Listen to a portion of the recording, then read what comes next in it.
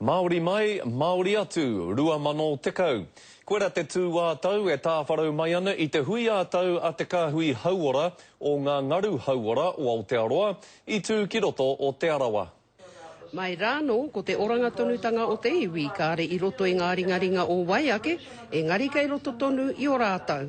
Ko ia tēnei ko te ia I puta, mai ngā kōrero I whāriki hia ki mua I te aroaro o tēnei hui. Looking at grassroots oranga, that is for our people who are starting from the ground up, working in with whānau.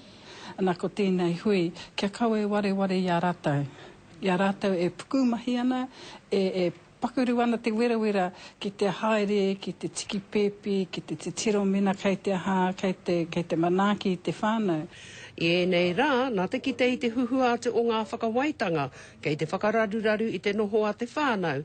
He kaupapa nui tēnei, kei te ata whakamātau hia. E hara ko te kapokapo, te kapakapa ni te kapa, te kaupapa ko te aroha o te tanata, te mea nui. Ki te whakaorainga hia tō tātou iwi roto a tātou mahi e pāne ki a tātou, ana koina te huarahi mō tātou. Mai rāno I nana hira he maha tonu ngā kaupapa kōrero I whakatakotoria. Arā me te hanga I puano o te wairua o aua kōrero, arā ki tērā o whānau ora. We've never really had this opportunity really to base all our mahi now on reaching the whānau and how we're going to do it. It's not going to be easy. I ahu mai tērā kōrero whānau ora mai hea, ara e kia nei te grassroots. Ana ko nā kaimahi me nā āhuatana I puta mai pēnei te aroha te whanaunatana I ahu mai kona.